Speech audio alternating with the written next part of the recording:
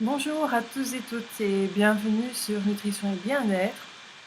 Je m'appelle Marie-Amélie Paul, je suis la créatrice donc de ce blog qui est donc constitué d'un site Facebook, d'un site internet, mais également cette chaîne YouTube euh, où j'aime vous partager en fait diverses informations, d'abord nutritionnelles, mais également de développement personnel et de gestion des émotions et du stress.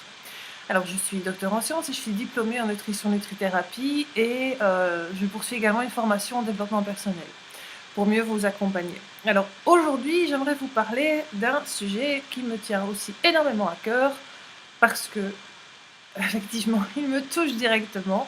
C'est l'impression de toujours devoir courir après le temps. Donc, c'est vraiment de se dire, j'ai pas le temps pour moi, je cours à gauche et à droite, j'y arrive pas. Heu, Ça m'épuise, j'en ai absolument ras-le-bol. Alors, effectivement, en général, heu, les femmes sont atteintes d'un espèce de virus, qui les oblige à vouloir tout mener de front, tout gérer, même effectivement, elles se mettent une pression de dingue qui effectivement remplit leur journée comme si elles devaient en caser 2 dans une et comme si elles avaient un agenda, tout à fait ministériel. Alors, quelques trucs et astuces pour effectivement reprendre du temps pour soi. Donc alors, comment faire?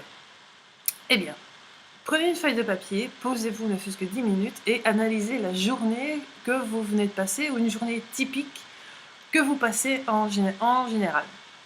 Alors, vous listez les différentes tâches au fur et à mesure que la journée se passe. Alors, une fois que vous avez fait cet exercice-là, vous les regroupez par thème. Alors, le thème, ça peut être le travail, bon, ça, voilà, pas le choix. Ça peut être le ménage, ça peut être les courses, ça peut être évidemment donc, dans tout ce qui est courses, l'alimentation, la préparation du repas, etc. Dans le ménage, ça peut être le repassage, prendre les poussières, enfin bon, bref, etc. Les enfants, si vous en avez, bon, évidemment, hein, les emmener à l'école, les emmener à leur activité, etc. Listez vraiment tout et essayez de grouper ces activités tout au long de la journée. Alors, ensuite, pour pouvoir maintenant se dégager du temps dans les activités que vous avez repérées, comment faire? Eh bien, par exemple, première chose, tout ce qui est ménage, donc tout ce qui est maintenance de la maison, tout ce qui est effectivement repassage, etc., etc. Alors, au lieu de le faire en un one shot, une journée de la semaine, divisez vos tâches et faites-les petit à petit pendant un quart d'heure, je vais dire chaque jour. Vous n'allez pas avoir l'impression d'effectivement y consacrer trop de temps et vous allez vous dégager plus de temps le week-end par exemple, le temps que vous consacriez 2-3 heures à ce genre de tâches rébarbatives, il faut bien le dire, hein, je crois qu'on n'a pas beaucoup à aimer le ménage. Alors, deuxième chose, déléguer. Alors, sauf si vous êtes, enfin même si vous êtes célibataire, vous pouvez déléguer. Si vous êtes tout seul chez vous, vous pouvez déléguer à une femme de ménage par exemple. Vous pouvez également déléguer leur passage à un service externe de repassage. Alors, en Belgique, en tout cas, ils sont déductibles fiscalement jusqu'à un certain niveau, donc franchement, c'est une grande aide. Ça vous dégage énormément de temps.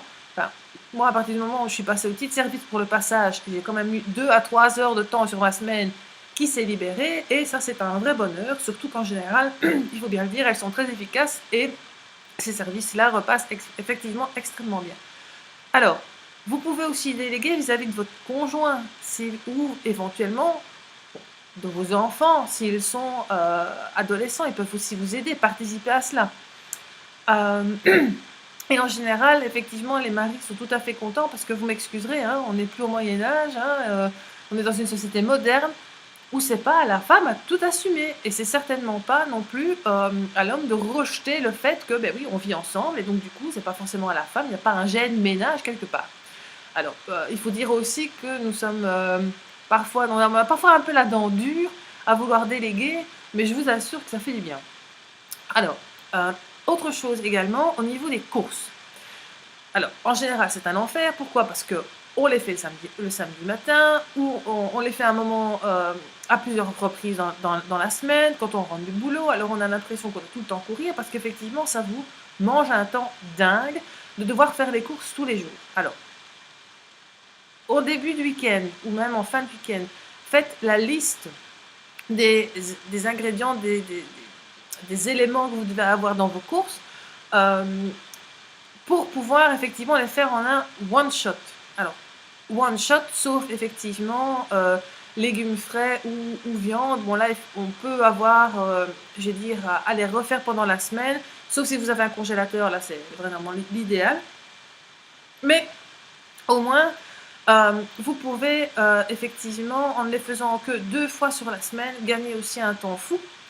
Parce que ne fût-ce que le trajet pour y aller, se garer, commencer la logistique dans le magasin, revenir, ranger, etc., c'est aussi énormément de temps de gagner. D'où le fait effectivement de planifier vos repas. Ce n'est pas seulement un conseil nutritionnel, hein, bien entendu, c'est un conseil d'organisation.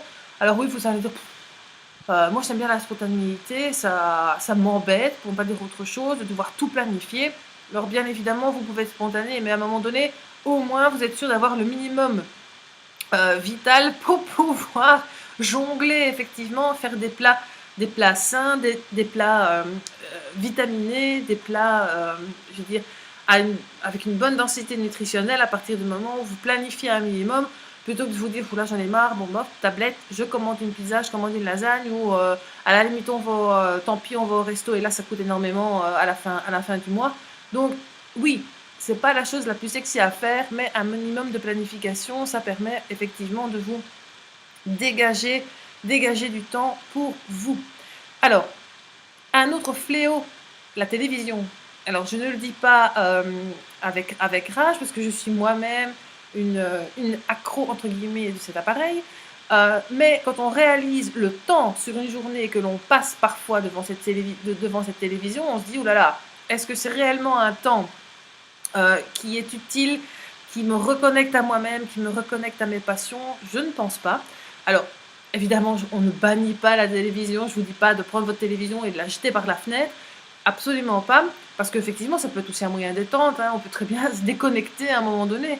Là où ça devient un souci, c'est quand on a le réflexe de prendre la zapette des courants du bureau, de l'allumer, de se poser.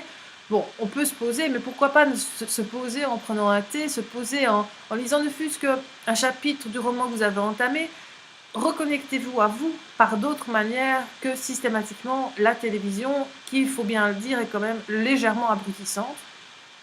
Alors, autre chose également, quand vos enfants sont couchés, parce que je suppose que si vous avez des enfants en bas âge, vous n'allez pas vous coucher à la même heure, ou alors de temps en temps, oui, parfois, si vous êtes vraiment fatigué, mais posez-vous, profitez effectivement de moments avec votre compagnon, votre mari, ou même si vous êtes une mère célibataire, de temps pour vous reconnecter à vous-même. Prenez un thé, je veux dire, allez dans votre jardin, respirez s'il fait bon. Enfin, je veux dire, si vous faites des loisirs créatifs, profitez de ce moment-là pour le faire. Coupez les écrans et effectivement reconnectez-vous à quelque chose qui a du sens pour vous. Alors, un autre truc également, si vous me permettez, je relis un petit peu mes notes. Effectivement, la télé. Oui. Alors, la limite. Bon, moi je l'ai fait tout un moment, puis maintenant c'est un peu obsolète. Dans votre agenda, on a maintenant des iPhones ou, excusez-moi, je n'aurais pas de citer de marque, ou effectivement des portables, des smartphones, pardon, donc de n'importe quelle marque que ce soit, qui vous permettent de planifier dans un agenda des plages horaires pour vous. Ça peut paraître stupide de prendre rendez-vous avec vous-même, mais ça peut vous incliner à avoir un réflexe de prendre du temps pour vous. Ça peut paraître effectivement débile, mais je vous assure qu'à force de le faire, bien finalement, vous n'aurez plus besoin de le noter dans cet agenda et vous pourrez à ce moment-là directement avoir du temps qui se consacre à vous et à reprendre du temps pour vous, bien évidemment.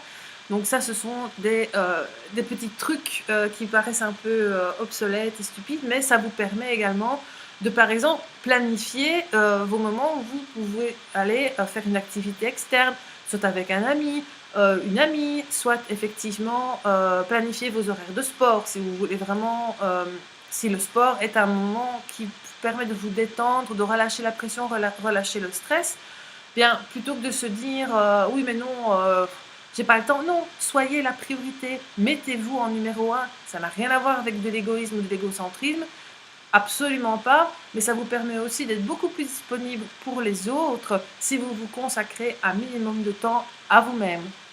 Alors j'espère avoir pu vous donner quelques petits trucs et astuces. Il y en a certainement d'autres, bien évidemment, mais je vous partage celles que j'ai moi-même explorées. Je vous souhaite une excellente journée et à bientôt dans une prochaine vidéo.